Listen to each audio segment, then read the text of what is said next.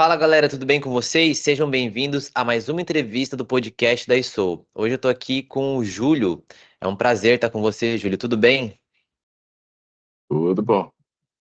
O Júlio, que é engenheiro de software na Mojang, que é uma empresa, né, que aí dos estúdios, né, da Microsoft, que trabalha no desenvolvimento do software do Minecraft. É isso mesmo, Júlio? Sim, a gente faz o Minecraft e suas diferentes versões, né? Tem o Minecraft Dungeons, Minecraft Legends, Minecraft para versão Education também, que roda nas escolas. Muito legal. Então, para vocês que são fãs de jogo, eu acho que a grande maioria daqui das pessoas que estão nos ouvindo, com certeza vai ser aí o maior prazer, né? Tá ouvindo você falar um pouco das suas experiências, como que você chegou até aí. E essa é a primeira pergunta que eu queria te fazer, né? Como é que foi a sua jornada? Como você começou no desenvolvimento de software, né? Até chegar aonde você está hoje atualmente. Beleza. Bom, eu não sou dos mais pioneiros da minha turma, né? Eu sou formado em engenharia da computação, formei pela USP, turma de 2004. Assim, eu conheci muitas pessoas na minha turma que computação e programação são desde pequenininho, já tinha um computador acessível ali onde eles podiam fazer isso. Eu acho que a minha história começa mais ali no começo da web. Eu tomei um certo interesse em páginas da web, comecei a fuçar em como fazia páginas da web. Eu lembro que na época consegui o meu primeiro domínio cjb.net, fiz a minha primeira página da web, estava começando a explorar um pouco de Flash na época para fazer uns designs mais interessantes de página. E aí, né, entrei na faculdade, onde deu mais aquela formatada, um ar mais sério, onde você aprende C, né, aprende Java e começa a desenvolver softwares mais parrudos. Né, no final da faculdade, eu fiz um estágio ali pela faculdade mesmo e embarquei num programa de trainee na Odebrecht, na época, onde eu passei 6 anos trabalhando. E aí, concomitante com o Odebrecht, por um tempo, eu fui professor também ali no Senac, dei aula na área de computação para a turma de tecnologia em jogos, até curioso, né? Fez um pouco de presságio do que o futuro viria para mim. E também na área de sistemas de informação, bacharelado em sistemas de informação. E aí depois, né, na Odebrecht eu trabalhava com a área de sistemas em geral, então a gente tocava sistemas de engenharia para custeio, acompanhamento de obra, e né, eu fui desenvolvedor por um bom tempo lá, tive um pouco de experiência também na gestão, fui gestor por uns 2 anos. E aí depois eu recebi uma proposta para trabalhar na Microsoft, trabalhar no time do Windows na época.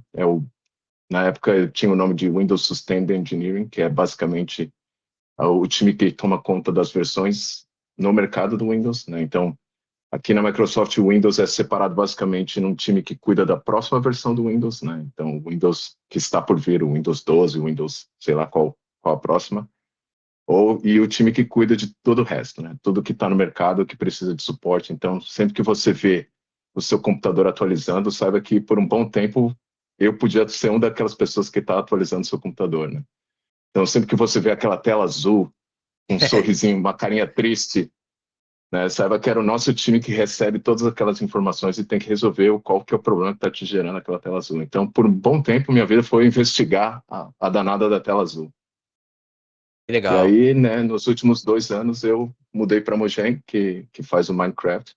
Eu tenho trabalhado ali nessa adaptação do jogo para as diferentes plataformas. Então, a gente cuida do jogo tá, né, no Switch, o jogo está no PlayStation, o jogo está no Xbox, no telefone.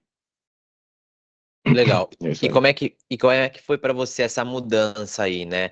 É, você trabalhou em um software de gestão, né? Você falou que trabalhava com essa parte de Uhum. cálculos, então assim, era uma regra de negócio, né?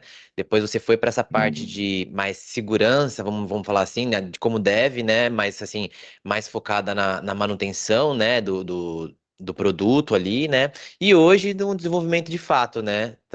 Do jogo, da aplicação, né? Igual você falou, como é que foi essa transição? Foi uma coisa tranquila? Ahn, é muito diferente? Ou você acha que coisas que você aprendeu o emprego passado te ajudaram, né? Onde você está hoje? Como que foi isso? Não, essa é uma boa pergunta. Eu acho que sim, em geral tudo ajuda, né? Uhum, Desenvolver sempre, você sempre vai encontrar problemas comuns, né? Pode ser ali no a nível do kernel, né, bem próximo do hardware, desenvolvendo um uhum. driver, ou pode ser num alto nível fazendo uma página web, eu vou ter regularmente que operar minhas estruturas de dados, meus algoritmos, e tudo isso acaba sendo um problema comum e é uma coisa que quanto melhor você é, né? Independente de se seja um software comercial, quanto mais dedicado você é em fazer com que aquele software seja correto, eficiente, etc., mais desse conhecimento vai exportar para as diferentes áreas onde você vai fazer software. Então, eu acho que tem sempre uma linha comum. Mas sim, houve uma enorme mudança, assim, especialmente no fato de que quando eu passei a trabalhar no Windows, estamos falando de um software de uma escala, né, mundial, trabalhando com times em todos, né, todo lugar do planeta e ter essa cadência, né, essa responsabilidade, poxa, tem que organizar uma cadência. Como a gente solta esse software? Saber que o seu erro pode ser, né, o fato de que seu erro pode ir para bilhões de pessoas, causar enormes prejuízos. Então, eu sempre tinha essa coisa do tipo, marcar seu passo, né? Eu acho que a, cada linha de código que eu escrevia ali no Windows, né, para mim contava muito mais do que 1.000 linhas de código que eu escrevia durante o Odebrecht. Não pelo fato de que, né, os sistemas que eu trabalhava no Odebrecht não eram críticos, mas no fato de que eu não poderia, né, destruir o computador da pessoa ou inviabilizar o uso do computador da pessoa caso eu cometesse um erro. E o erro era muito mais explícito, muito mais óbvio, né? Sei lá, minha aplicação ia crashar ou no máximo, né, algum erro de cálculo que o próprio usuário poderia falar, opa, tem alguma coisa estranha aqui. Então, eu acho que Pressão ali, né? a mudança da responsabilidade com que, né, que tem o sistema que você está desenvolvendo foi bastante impactante. Tem a mudança, né, cultural do ambiente de trabalho, que, nossa, foi bem diferente, né? A Debrecht Uhum. era um ambiente muito mais casual, assim, onde, né, todos os brasileiros almoçavam juntos ali, né, no time. Eu acho que tinha uma, uma separação bem tênue entre o time de negócios e o time de desenvolvimento. A gente era muito próximo dos engenheiros né, que trabalhavam no time de negócio. Então, eu acho que quando eu mudei para a Microsoft, isso se tornou muito mais compartimentado, assim, sabe? Cada um no seu escritório, times muito mais, né, responsabilidades muito mais definidas e assertivas. Esse é o time que faz isso, não tem nenhum outro time que pode fazer isso às vezes, sabe? Dar aquela escorregadinha, cobre aquela base. Eu acho que no Brasil essa cultura mais, né, flexível era muito mais comum. Então essa Entendi. mudança um pouco né, na cultura de trabalho foi algo a se ajustar, a se adaptar. Até Legal. É uma mesmo que coisa mais, tipo de piada rola no cafezinho. é mais leve, uma coisa mais, pô, você tá trabalhando com jogo, né, cara? A galera que tá ali com você, querendo ou não, vai ter uma, eu acho, né, uma mentalidade assim mais, né, de quem gosta de jogo, quem joga assim, é uma vibe diferente, né? Uma vibe, Uhum, né? Acho que e isso eu acho que também conta isso. muito, né? Acho que não é só salário, não é só, né? Eu acho que você tá. Não que às vezes a pessoa, naquela pressão ali, você deve ter colegas que gostam, né, de estar ali trabalhando no sistema do Windows, tá lidando, porque aquilo para ele faz bem, né? Aquela situação para ele ali deixa ele com mais motivado ou mais produtivo, enfim. Mas Sim, com certeza a ideia, pelo menos, de você trabalhar num lugar que faz jogo, com certeza é uma vibe muito mais, né? Mais tranquila, assim. sim, ambos os locais, né? A Microsoft é, né, uma rede de, estamos falando aí, mais de 100.000 pessoas trabalhando ao redor do mundo. Uhum. Então, tem várias subculturas dentro da cultura da empresa principal. Eu acho que o time do Windows é um time mais antigo, assim, um time que carrega várias práticas e estilos que são, né, de mais de 30 anos que o software está no mercado. Então, ele tem as suas próprias práticas que é um pouco diferente de um sistema, né, mais focado no usuário, igual o Minecraft que é um jogo que busca entretenimento, mas que ainda assim é um business, né? Óbvio que Sim, tem muita gente séria lá claro. né, e existe um interesse Uhum, financeiro, porque se a gente não entrega, a Microsoft não quer saber mais da gente e uhum, dispensa esse grupo de hippies que estão fazendo jogo aí. uhum. Então, ainda existe, obviamente, esse contexto, mas eu acho que, como você bem colocou, assim, existe muita paixão envolvida em fazer o Minecraft, né? Muitas das pessoas que trabalham lá e muitas das pessoas com quem a gente interage são extremamente apaixonados pelo jogo. E né, isso não é algo que você vê tanto num software de controle de gestão, ou né, Sim. softwares mais que cuidam da vida das pessoas, que certas pessoas, meu, acabam passando boa parte da vida delas interagindo com o seu software muito mais do que uma criança vai interagir com o Minecraft. Mas Sim. ela não tem aquela afeição pelo software como uma criança vai ter pelo Minecraft. Só de antemão aí, meu filho é super fã do jogo. Ele gosta bastante. Ele tem 5, vai fazer 6 anos, assim, ele gosta bastante, assim, é um dos jogos prediletos dele. Pois Cliente é. aí. E a nível de programação, de linguagem de programação, né? Hoje, o que roda? Curiosidade mesmo, o que roda no core do Minecraft? Uhum. Como que é construído isso? O front, o back-end, como que o banco de dados, como que é isso? Tá. O Minecraft, assim, ele tem um banco de dados próprio, né? Uma tecnologia que ele usa para, né, assim, armazenar a estrutura dos mundos onde você joga. Mas ele não tem, óbvio que outros sistemas auxiliares que a gente está falando, né? Os sistemas que cuidam de serviços web e coisas do gênero vão ter seus próprios bancos de dados aí, suas soluções. Mas o jogo em si tem uma solução muito mais, né, custom, né? Muito mais própria dele. Assim, não estamos falando de SQL ou qualquer solução de mercado para armazenar as estruturas internas do jogo, né? E com relação à tecnologia base, ele é em C++ o jogo, né? Então, Nossa, em C? tá. O jogo original, né, Minecraft originalmente é em Java, que é inclusive conhecido pela comunidade, tanto que existem essas duas edições, né? A edição Java ainda existe e é a mais customizável, porque Java é uma linguagem mais aberta, né? Então você vai Uhum. ter acesso ao código, você vai poder, né, fazer suas próprias customizações do jogo, enquanto a versão Bedrock, que é a versão em C++ que a Microsoft mantém e é a versão que roda, né, nos PlayStation, nos videogames, essa versão aí já estamos falando em C++.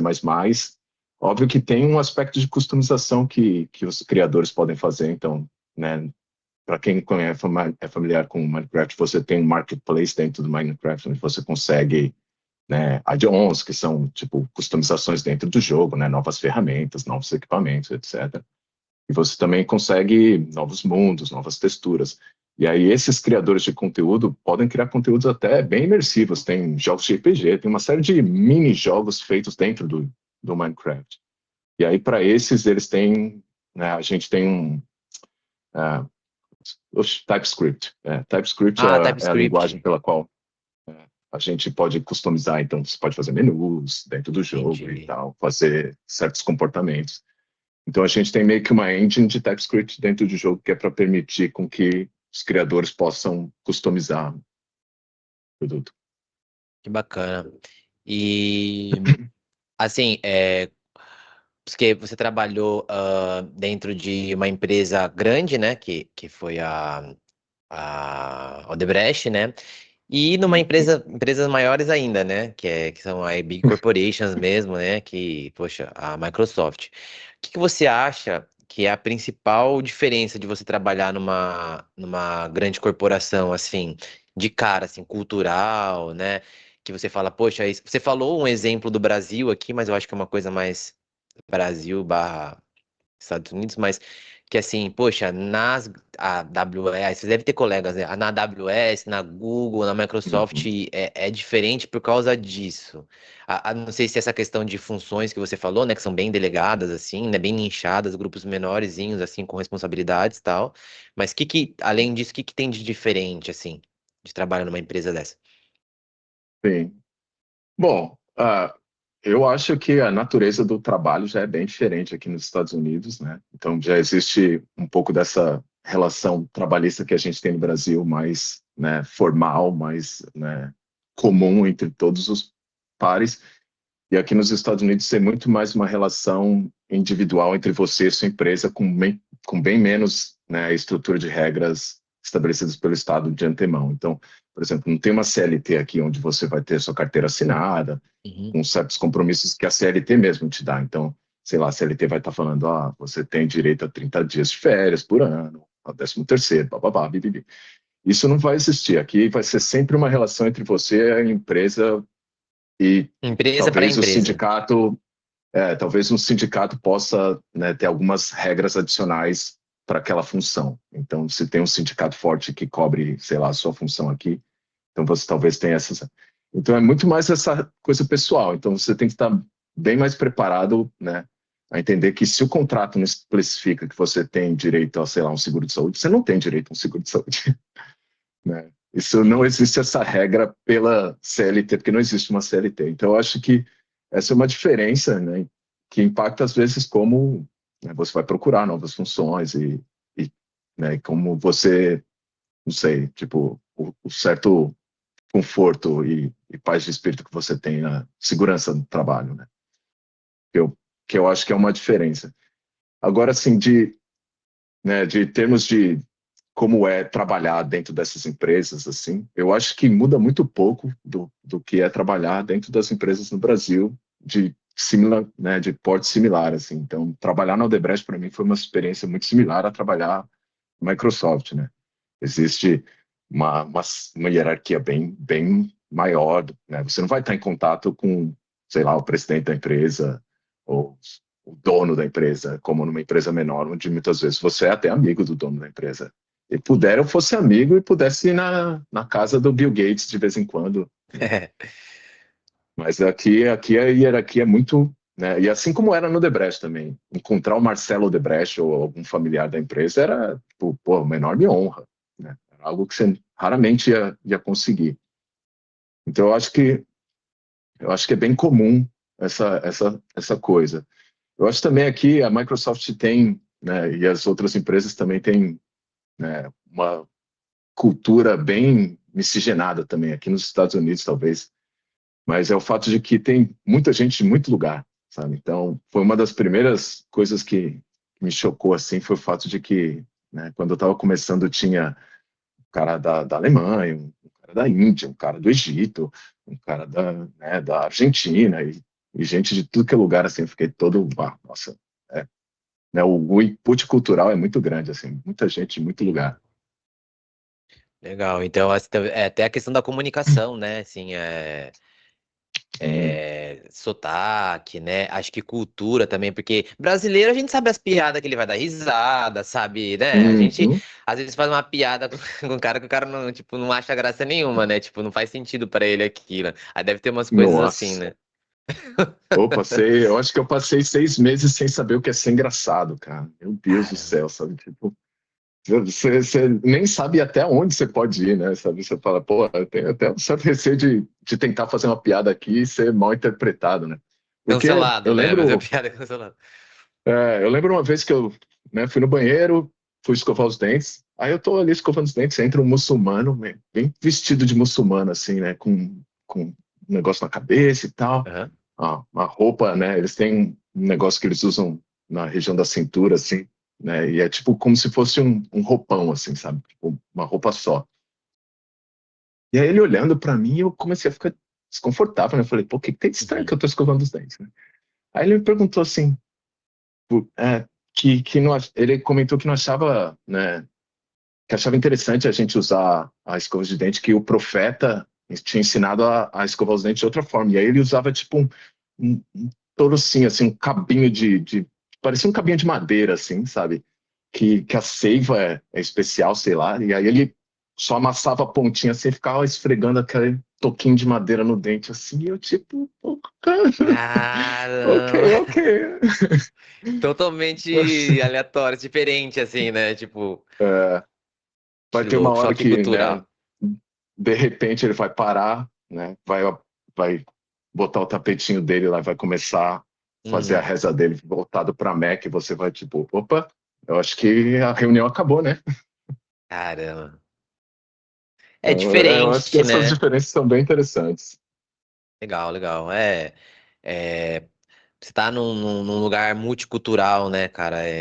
Uhum, Sim, a gente tem que entender isso, né? Assim, respeito, né? Acho que tudo isso, acho que é por isso que eu falo, né? Esse processo de adaptação ele não é só no trabalho, assim, são em várias situações que cercam ali, né?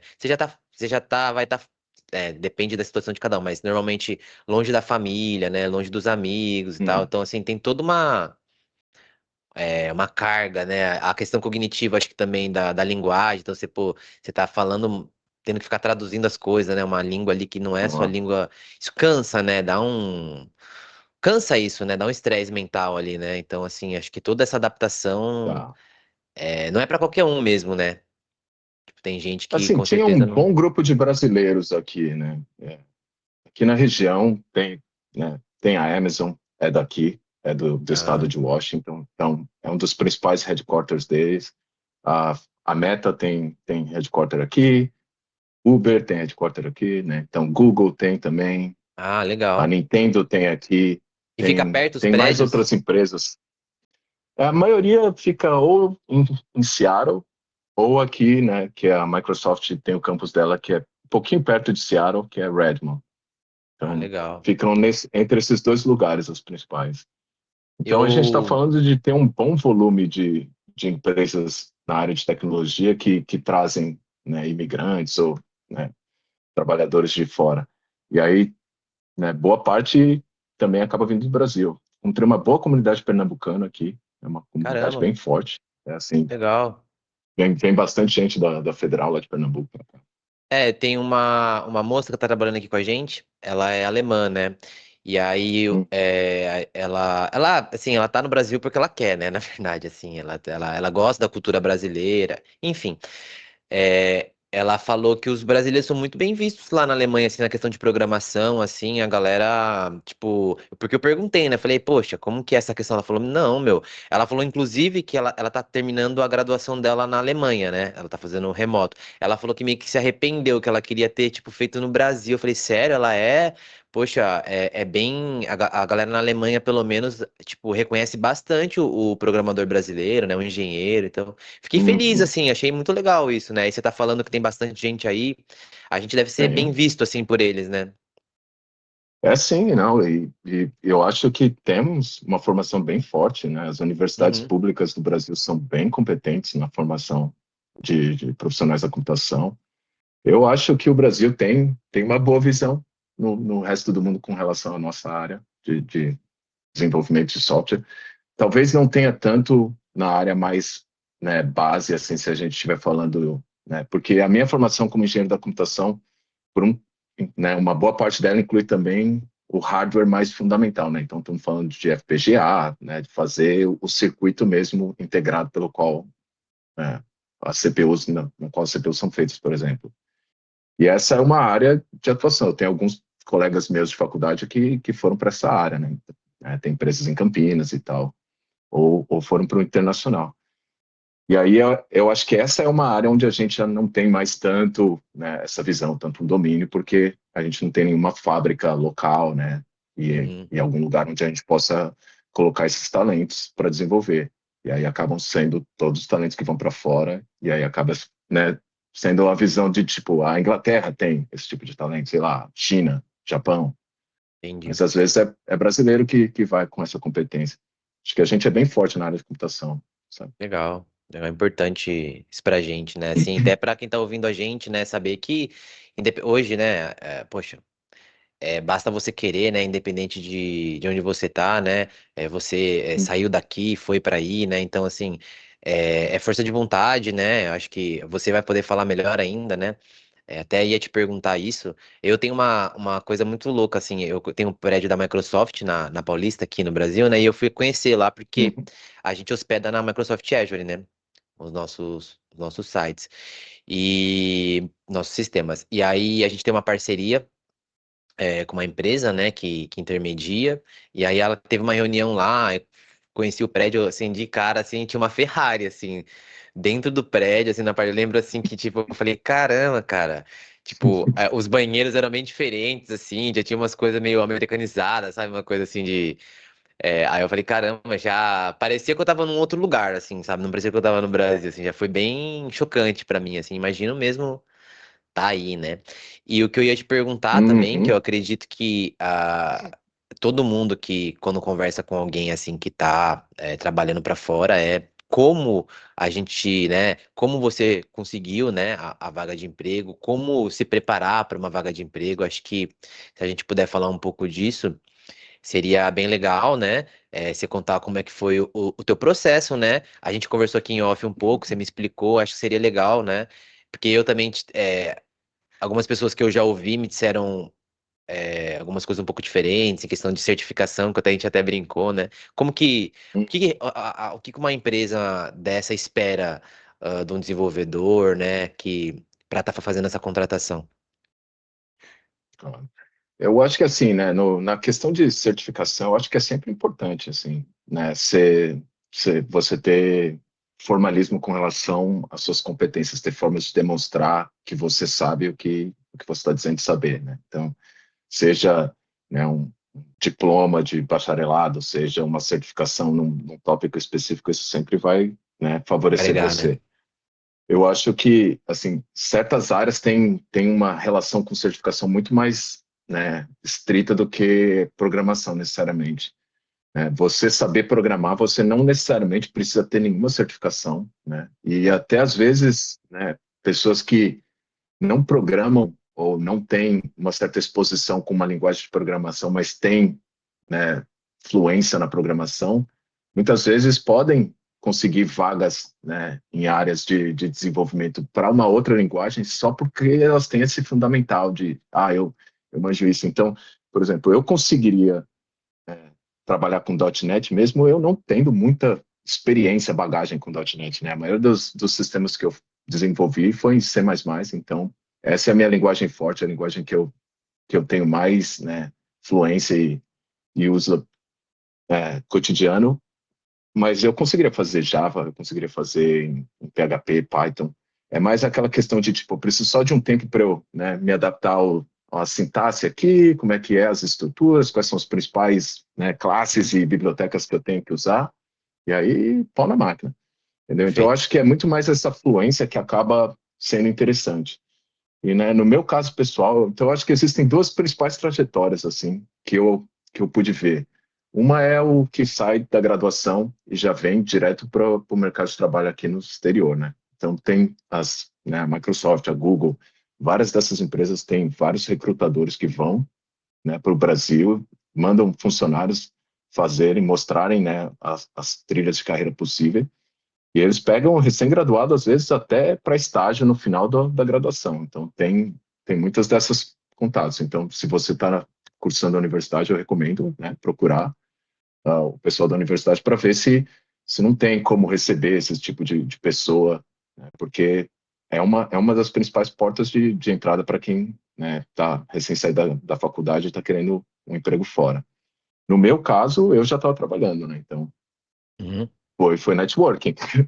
uhum, Eu acho que, né, assim como tudo na vida, é quem você conhece e como você conhece, né? Eu sim. estava, né, eu tava gerindo um time na Odebrecht na época e eu estava propondo para a nossa área mesmo como um todo uma solução de ALM, né? A ALM é a gestão do ciclo de vida das aplicações. Então, basicamente, a gente estava falando de metodologias ágeis na época, né? Então, uma Uhum, forma de controlar né, os seus tickets lá. Então, estamos falando de Kanban, botar os papelzinhos na tela, mover. Na época, a solução era o Team Foundation Service, que né, hoje em dia é o Azure DevOps, ou Visual Studio Online, uma uhum, dessas duas.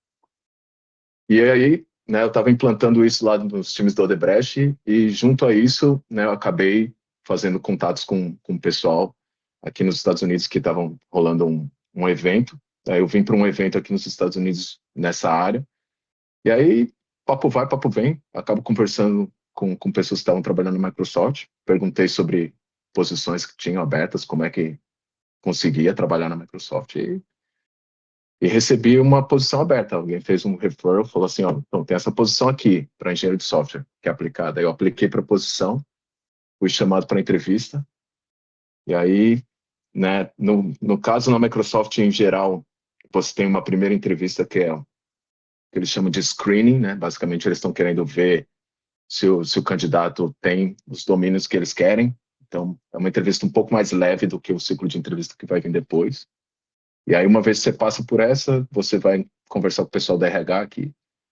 que vai, né, descrever um pouco mais do processo de entrevista e tal.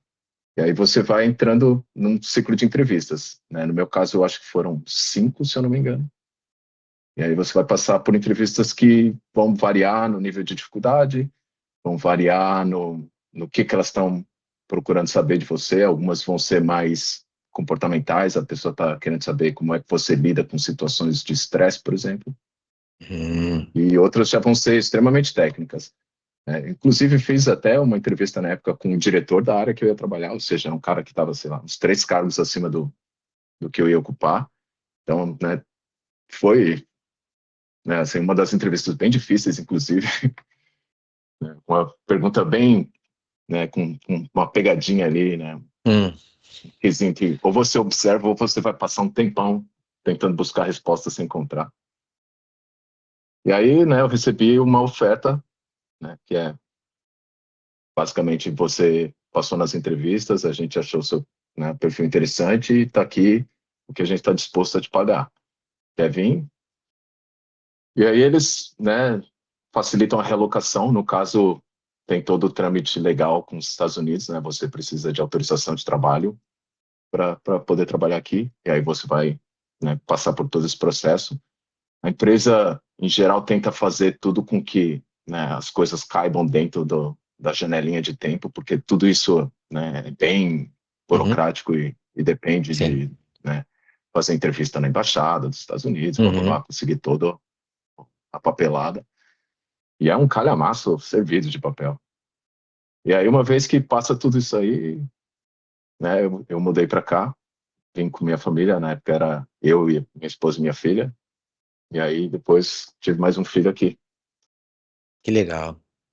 Bacana, cara. Muito legal a história. É bom o pessoal ouvir isso, assim, que eu sempre fui a favor também do network. Eu acho que você se mostrar, assim, não perder oportunidade, né, cara? Eu acho que a grande Uhum. sacada é essa, né? Conhecer pessoas, conhecer, fazer projetos, se envolver com as pessoas, porque às vezes uma pessoa que você não imagina ali lá na frente, né, te abre uma oportunidade, assim, né? Te dá um leque de, né? Uma pessoa que você já estudou, uma pessoa que você trabalhou. Então, eu acho que, com certeza, isso acho que é a forma mais, vou falar fácil, porque não é fácil, mas acho que é a forma Uhum. mais é, viável, assim, que existe, né? A pessoa já te conhece, já conhece seu trabalho, já vê que você tem um perfil bacana, Uhum. já sabe, né, o que o seu potencial ali, o que você tem chance, né? E aí rolam as oportunidades, né? Muito bacana mesmo. Até mesmo no Brasil, eu sempre procurava, né, contratar baseado né, assim, no feedback das pessoas que já estão trabalhando comigo, né? Quase sempre, Uhum, pô, o cara. E assim, isso é uma das coisas que eu acho que é bem importante ressaltar, é tipo, se envolva dentro desses processos de comunidade. Pô, vai rolar um evento sobre, meu, programação, vai estar ali na cidade, meu, vai ser 3 dias, vai ter um workshop de Arduino. Vai lá, bicho, porque você não sabe quem você vai encontrar, entendeu? E aí você legal. às vezes está lá, tá dando as caras, pô, fala com a pessoa, fala, "Ô, sou desenvolvedor júnior aqui, tô querendo entrar nessa área, pô, você tem alguma dica para mim?" E as pessoas às vezes falam, pô, dá seu currículo, eu tô precisando de um funcionário para justamente para essa área. Entendeu? Então eu acho que é muito de dar as caras, sabe? Tipo, tem que ir nesses eventos, sabe? Tem que ir para aprender, tem que ir também, se você tiver uma certa competência adicional, para apresentar, para se expor, né? Falar, ó, fui apresentador, mostrei que eu sabia num evento né, de programação. Eu lembro que o pessoal organizava em várias cidades, né, do Brasil. O pessoal organizava o The Developers Conference quando eu estava aí. Eu acho que ainda rola, mas era uma conferência de desenvolvedores. E aí é basicamente isso, né? Uma semana de palestras com diferentes trilhas. Então tem trilha mais focada na web, trilha mais focada para móvel, trilha mais focada para, né, banco de dados ou sistemas de nuvem. Então eu acho que assim foi para mim foi bem importante. Eu participava regularmente de quase todas essas conferências, tá? E, e foi numa delas que eu acabei, né, entrando em contato com uma pessoa que me abriu a porta aqui. Legal, muito bom. Ela é bacana ouvir isso. E você falando de eventos, eu tinha dado uma olhada, você participou de um eventos de Black Hat, né? Essas coisas de. Porque como você trabalhou com segurança, até faz sentido, né? Você ter participado. Acho que é legal você Uhum, aprender a atacar para se defender, né? Acho que isso era fundamental no seu antigo trabalho, né? Que é uma uhum, conferência também, né? Eu fiquei curioso, na verdade, para saber como que é isso, assim, queria que você, como você falou desse assunto, aí eu queria te perguntar uhum, isso, no que te ajudou, né? claro. Acredito que tenha te ajudado, como é que foi isso? Foi massa, foi o que, acho que foi em 2019 que eu fui, né, eu participei do Black Hat e, e basicamente é uma conferência focada na área de segurança. Duas conferências acontecem na cidade ao mesmo tempo. É o Black Hat que tem esse aspecto um pouco mais corporativo, né, porque grande parte são gestores de TI, gestores de segurança de TI de várias firmas que estão indo lá, então tem aquela coisa de, né, vai ter um painel cheio de vendedores vendendo soluções, então é aquela coisa do tipo Expo Hall, né? Então Uhum, estamos falando de tá. um mix de aprendizado com vender produto, né? Então Business, Black aham. Hat tem bastante disso. E a outra já não, já é bem mais focado em, né, hacking, né? Então a outra conferência chama DEFCON, que é um termo para, né, tipo, classificar tragédias aí ou desastres.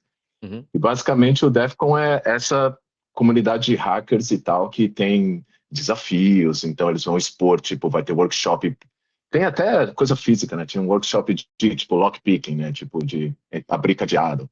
Então, Uhum. eles vão ter, né, workshops dos diferentes tipos para invasão de sistema, para proteção. Vai ter também palestras que vai, né, falar nessa área, competições, né, para ver quem Legal. hackeia o primeiro sistema antes. Então, eu acho que o DEFCON tem muito mais essa pegada do tipo hacking na prática e o Black Hat tem muito mais essa coisa do tipo awareness, né, consciência sobre tipo segurança na área. Hum.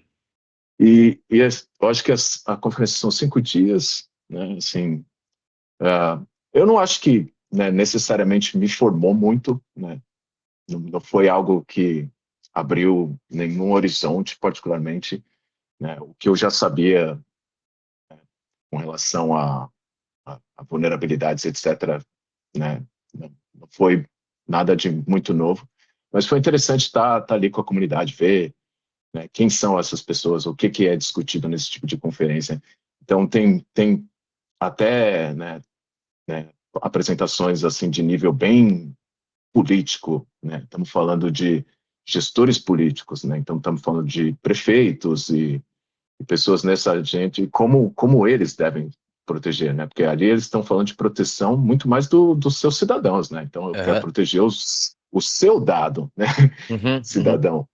Então tinha isso, tinha também umas que eu achei bem interessante, né? No questão tipo uma palestra que era como vender o seu, né, vírus, basicamente, como vender o seu exploit. Eu achei até, tipo, no questão ética, como é que funciona essa Então. palestra aqui. Tipo, um kit para você vender as vulnerabilidades das outras empresas. Caramba. E também uma que foi bem interessante é porque o pessoal da Google tinha um projeto que a gente até trabalhava bem próximo, o meu time, com esse projeto, que é o Google Project Zero, que era um projeto da Google para tentar, né, mitigar antecipadamente vulnerabilidades de segurança em projetos que não eram deles, na verdade, né, em softwares que não eram deles. Hum, Então, eles identificavam as vulnerabilidades de segurança no Windows, por exemplo, e aí a gente ia lá e corrigia a vulnerabilidade. Então, legal. eles tiveram uma palestra lá que foi bem interessante também, onde eles estavam conversando sobre uma técnica recente de exploit no iMessage da Apple, recente na época, 2019. Né? Então, mas eu achei bem interessante, assim, porque eles mostraram detalhe a detalhe como é que eles chegaram em tal conclusão, como é que ele foi o processo Ah, top. investigativo. E aí, Muito legal. e ver como é que o hacker trabalha assim, né? Uhum. Foi bem interessante. Pra gente que é fã de Mister Hobbit, isso aí é um sonho de ir num lugar desse, cara, de, pô, putz, muito da hora, cara. E, assim, como a gente tá falando desse assunto, queria te perguntar a respeito de como é que porque assim, é óbvio, né, que é tratado de forma diferente a questão de segurança dentro de um jogo e de um sistema operacional, né? Isso é, com certeza é muito mais, como Uhum. você já falou, né? O sistema operacional, ó, milhões de pessoas que se impactam, enfim. Mas também essa, como hoje no Minecraft, né, é tratado essa questão de segurança, porque dá para fazer DDoS, ou assim, tem uma série de situações que dá para você aproveitar ali também, né? Então, assim, é um Uhum. assunto que também está em pauta, assim, é bem preocupante isso lá, sempre estão falando de boas práticas, vocês também participam dessa questão de testes, né? De encontrar vulnerabilidade, aí quando acontece alguma identificação de vulnerabilidade, como que vocês fazem? Como que é isso na Minecraft? No Eu jogo, acho né? que é bem diferente, né? A, a superfície, né? O que que você está preocupado quando você está falando de segurança, né? Em vários aspectos, né?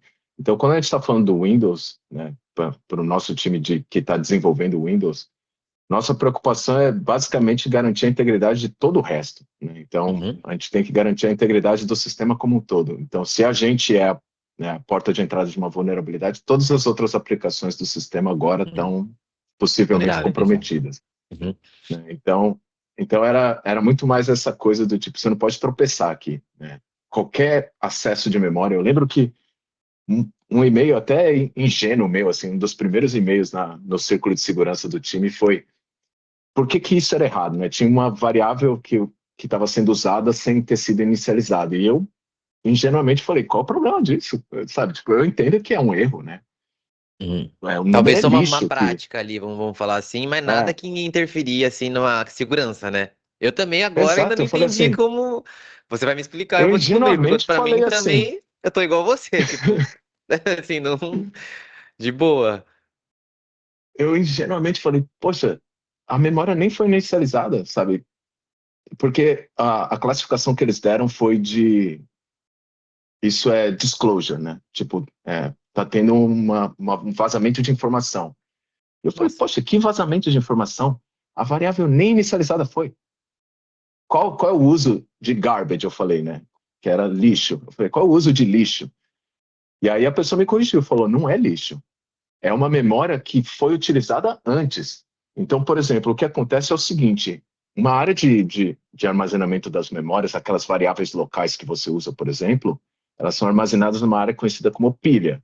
Então, ela é pilha Certo, porque regularmente ela é empilhado conforme você vai entrando em novas funções e desempilhado conforme as funções vão terminando. certo. Então, quer dizer que aquela área de memória foi escrita anteriormente por alguma função. E agora que Hum, você desempilhou, aquela informação continua lá. O sistema não foi lá e limpou. Então, a nossa. informação que você está vazando, ela é uma informação que talvez seja interessante. Você não sabe, você tem que ver qual é a informação que você está vazando. E basicamente o que ele estava conseguindo vazar ali, o atacante, era um ponteiro, era uma informação, um endereço de memória que para ele era muito importante. Porque se ele conseguisse aquele endereço de memória, ele conseguiria elevar o privilégio dele de um usuário regular para administrador de sistema. Então é Nossa. tipo um pequeno pedacinho que eu deixo de informação Nossa. vazar permite com que o cara encadeie uma elevação de privilégio, sabe? Então eu fiquei, né, fiquei todo, poxa, desculpa a minha ingenuidade. Eu vou Uhum, inicializar todas as minhas variáveis de agora em diante. uhum. Fica a dica, né? Fica a dica, desenvolvedor. Pô, que legal, cara. E assim, essa questão Ah, desculpa, eu não respondi a sua pergunta com relação a que tipo de vulnerabilidades Tá, o tá, Minecraft tem. tá. Boa. Assim, né, em geral, para todos, né, desenvolvedores que têm, né, web services e coisas do gênero, o Minecraft também tem uma série de Sim. serviços que ele está oferecendo, né, pela internet. Então, essa é sempre uma das Pagamentos, superfícies de né? ataque. Tem. É, exato, exato. A gente está lidando com... Na questão de pagamento, muito do que é lidado com o pagamento em si é feito pela própria, né, Microsoft, dependendo de quem é o veículo que você está fazendo o pagamento, ou pela Sony, se for um PlayStation, né, ou Tá. pela Google. Então, eu acho que a gente tem muito uma interface de pagamento com eles, mas existe sim, Tipo, né? O que terceiriza que esse você problema, comprou? né? Tipo assim, Isso. terceiriza essa. Isso para um cara do pagamento, não chama essa responsabilidade pra gente, né? Tipo isso. Mas, por exemplo, se eu recebi um token desse cara do pagamento e eu, Certo. de alguma forma, fui responsável com o token, ainda é um problema meu, né? Eu estou Sim, sim. deixando um token que o seu usuário deu. Então, Entendi. existem, né? É muito mais na forma como a gente interage com outros serviços na internet que são vulneráveis. Então, minha preocupação no Minecraft é muito menos de, sei lá, eu acessei uma memória inválida e isso leva o programa a crashar, né, como sendo uma vulnerabilidade de segurança, do que era no Windows. No Windows, se eu tivesse feito isso, as luzes vermelhas já estavam acendendo já. Aqui no Uhum. Minecraft é um problema, lógico, porque vai, né, fechar seu jogo, mas não vai te comprometer, né? Então não é um Certo. problema tão sério. Entendi. E uma outra coisa é uma outra pergunta, na verdade, né? Que você, isso eu acho que no Minecraft é uma preocupação maior. Acho que a sua no Windows era a questão da segurança que você tinha falado, e acho que no Minecraft é a questão de é muita gente acessando, né? Então, assim, um servidor, vamos falar assim, tem que aguentar o tranco, né? Então, as mods lá. Isso. Como que deve ser o maior trampo, né, fazer isso tudo funcionar certo, mas assim, quais são os maiores desafios em questão de performance para o Minecraft, né? A gente também antes falou um pouco, né, de até quando eu te perguntei da questão de entrevistas, né, de arquitetura e tal, é mais ou menos Uhum. isso, porque também tem a questão do hardware que muda, que aí varia, tipo, sei lá, de um PlayStation por um computador, varia muito, né? Então, e aí você manter a performance dos dois, assim, nos dois hardwares e tal, como que é isso? A gente não tá te escutando só. Tava normal e parou. Voltou aí? Agora voltou. Não, foi que minha esposa chegou com o carro e o carro roubou o meu Ah, aparelho entendi. Bluetooth. Como que é melhor aqui, Lucas? Eu faço a pergunta de novo. Pode ser? Vou fazer a pergunta de novo e a gente corta aquele pedaço lá na edição aqui pra soltar. Pode ser? Pode, pode. Tá, beleza. E essa questão do Minecraft deve ser uma preocupação, né? A questão de performance, né? Como que é essa preocupação de vocês, né? De fazer ah, o mesmo sistema rodar bem, né? Em hardwares diferentes, desde um computador a um console, né? Com certeza a maior preocupação de vocês é isso, né? E essa massa, Sim. né, no servidor, né? Como que vocês lidam com isso, né? Então, tem várias formas, né? Assim, existem dois aspectos de performance aqui, né? Então, essa questão de rede tem várias formas de jogar Minecraft em rede, né? Basicamente, você pode ter um servidor dedicado, você pode, né, usar os servidores públicos, Uhum, você pode ter um servidor só para você e seus amigos, que é o Realms. Então, você tem uma série de opções pela qual você pode estar jogando Minecraft e assim, o jogo vai te avisar dos possíveis riscos com relação à sua privacidade, né? Não necessariamente os riscos da conexão poder causar algum dano para você, né? Mas no caso de, se você é uma criança e está conectando num servidor público, talvez alguém vá falar um palavrão e não é como se a gente pudesse filtrar tudo em qualquer língua, né? Então, existem certos filtros, mas existe uma mensagem que te avisa disso. E aí, com relação à performance do jogo em si, aí a gente está falando muito mais de ter um baseline que é assim, tipo, o mínimo, né? Onde a gente quer chegar, né? E a gente busca garantir com que os materiais que estão disponíveis no marketplace, né? O jogo base, vanilla, e, e assim, todas as promoções e atualizações que são oferecidas conseguem operar naquele hardware dentro desse nível base. Então a gente está falando em manter uma boa frame rate, né, de pelo menos uns 30 frames por segundo. Então o jogo tá operando no Switch, em qualquer plataforma. Óbvio que se você está falando de um Xbox Série S e comparar com, né, um X, né, ou comparar com um Switch, você está falando de uma enorme diferença de performance disponível para o jogo. E aí isso vai se refletir em quais conteúdos você vai ter disponível, né? Então é muito mais Hum, isso que é administrado. E obviamente a gente faz os investimentos possíveis, né, no desenvolvimento do software, buscando extrair o máximo de suco da CPU e da GPU ali, né, para a gente poder, né, apresentar o jogo de forma bonita, elegante e mover o jogo sempre para frente, né? A gente está sempre querendo dar uma nova inovação na forma como o jogo, né, aparenta, sem necessariamente perder o caráter e a essência do que o jogo é. Né? E, e até vai ter né, o filme do jogo do Minecraft vai sair, eu acho que, não Uhum. sei, próximo mês É, ou próximo aí. eu vi essa, não, não é nem reportagem, né? Eu vi em algum lugar, assim, tipo desenho, né, de que ia sair o filme. Uhum. E aí eu acho que tem também todo um esforço para garantir com que, né, o filme possa ser um papel promocional e não seja tipo, Ah, pô, sim. assistindo o filme o jogo parece assim, mas o jogo, na verdade, é todo diferente. Acho que tem esse esforço também. E com certeza depois do filme vai ter muito mais, acredito eu, que vão ter muito mais usuários, né? Até aquele cara que não jogava vai falar, ah, vou jogar, vai dar deu vontade de jogar, né? Tipo, Né? né, tem isso Exato. também, né? Ah, mas legal. Então, assim, teoricamente, quando o hardware, né, tão parrudo, algumas funcionalidades não rodam ali, mas roda um core minimamente padrão para você conseguir jogar ali, o básico pelo menos você consegue fazer, entendi. E aí é lógico que Isso. dependendo do que você tá de máquina, for melhor, aí vão ter mais funcionalidades. Basicamente isso, né? Exato. E Ah, assim, legal.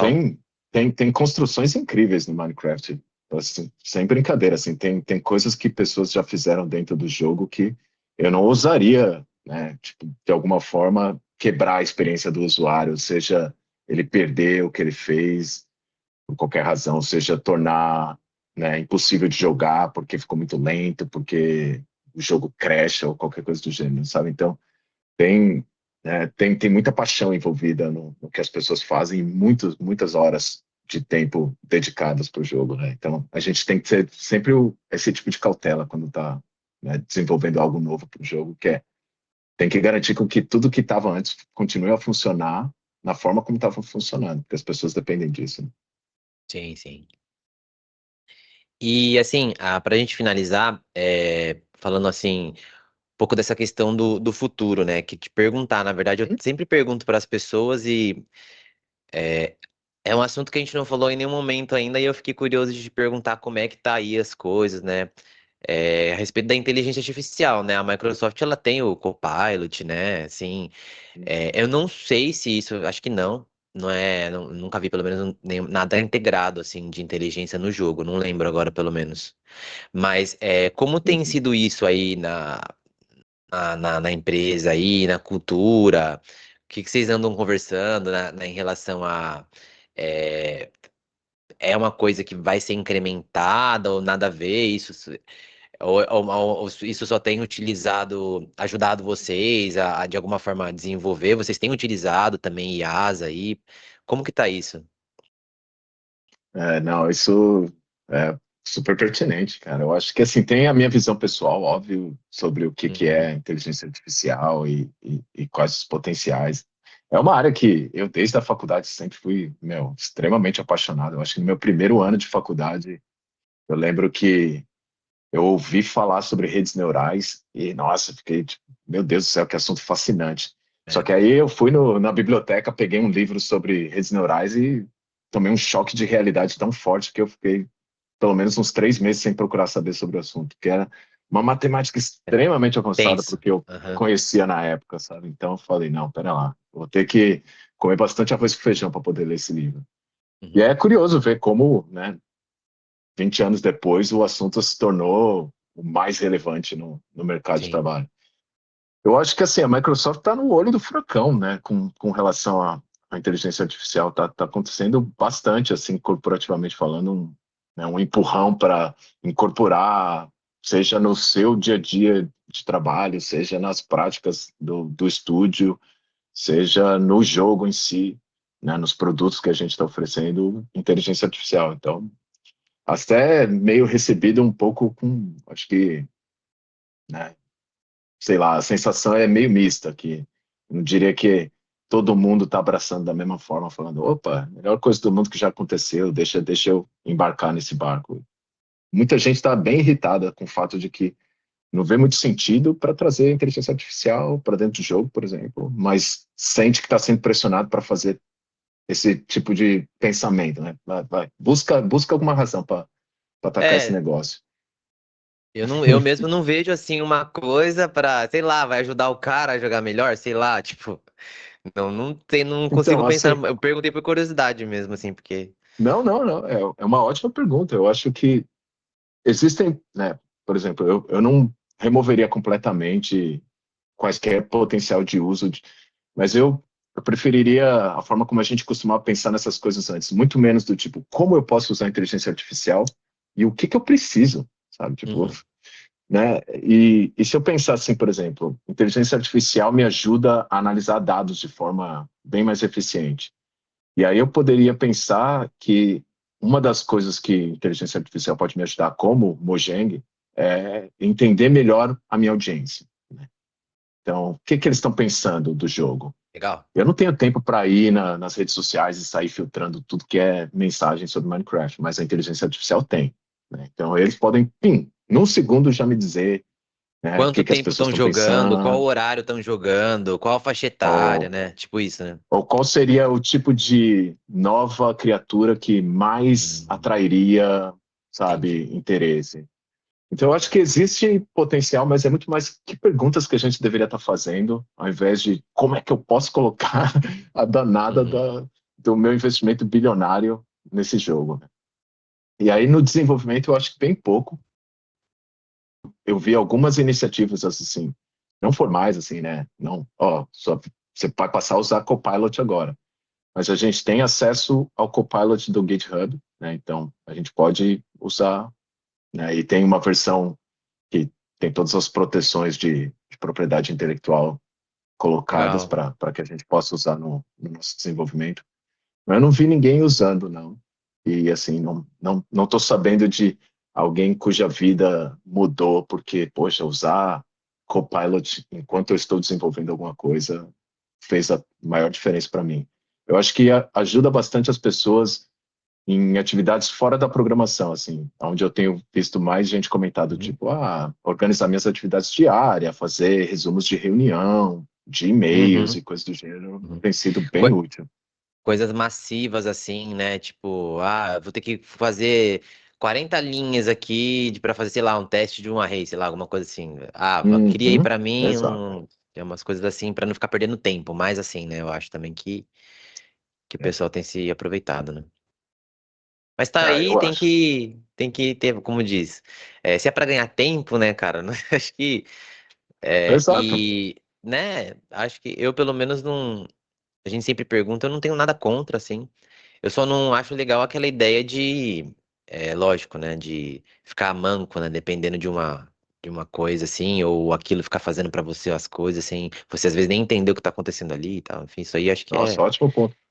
Eu lembro quando eu estava no Odebrecht, assim, muitas vezes, né, o pessoal vinha vender uma solução de desenvolvimento para a gente. E aí eu lembro de algumas que eram bem assim, sabe? Tipo, não, essa solução integra com, né, produz aqui, faz a geração de código para você, você só precisa, né, colocar as caixinhas aqui, dá. Só que low aí tem essa code, coisa de no você code, acaba, né?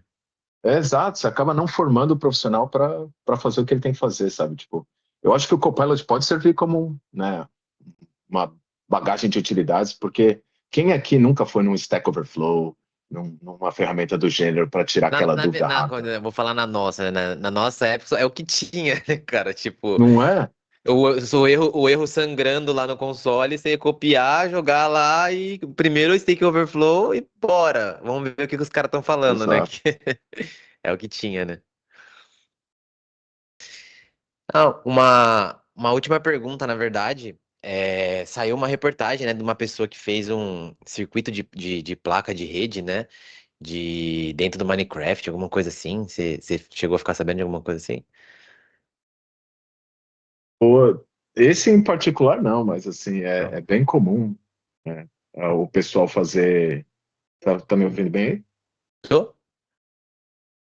Ok. Não, é bem comum o pessoal desenvolver, né, coisas envolvendo lógica de programação usando a Redstone, porque ela pode ativar como se fosse eletricidade outros blocos. Então você pode criar, tipo, ferramentas de automação e etc. Então, sabe, tem N coisas que o pessoal vai fazendo. E aí um pessoal construiu, né, a unidade de lógica aritmética usando isso, daí vai construindo outras partes da CPU. Vai construindo. Até o ponto que o pessoal fez um emulador de jogo de Nossa, videogame, eu acho que era de Nintendinho, dentro do Minecraft. Ou seja, você pode jogar cara, Nintendinho emulando. doideira, né? Então, Pô, os caras são. e é esse tipo de coisa que a gente tem que só tomar cuidado quando a gente, né, tá, né, desenvolvendo dentro do jogo, que é garantir com que esse tipo de coisa continue a funcionar, continue a ser permitido, sabe? Tipo, não é que a pessoa está abusando do jogo de certa forma, né? É garantir com que a criatividade possa fluir, né? Que as pessoas possam fazer coisas que às vezes parece, né, tipo, fora do esperado, mas ainda assim, né, tá dentro do limite do possível. Muito legal.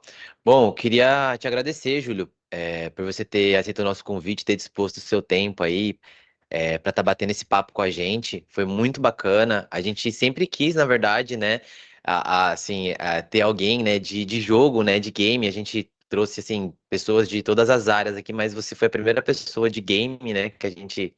Yeah. E foi muito legal. Eu tenho certeza que muita gente que está ouvindo a gente, né, também está compartilhando do mesmo sentimento, né?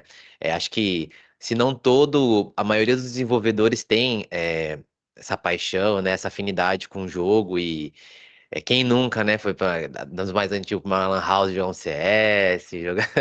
Assim, acho que todo Uhum. mundo já, né? E acho que muita gente, inclusive, começou a programar porque teve relatos já de pessoas que eu ouvi de eu jogava e aí eu queria melhorar a performance no jogo e aí eu fui começando a aprender de CPU e sabe? E aí a pessoa começa a aprender a desenvolver, a entender como as coisas funcionam por causa do jogo. Então, assim, acho que o jogo tá muito entrelaçado, né, com o desenvolvimento ali.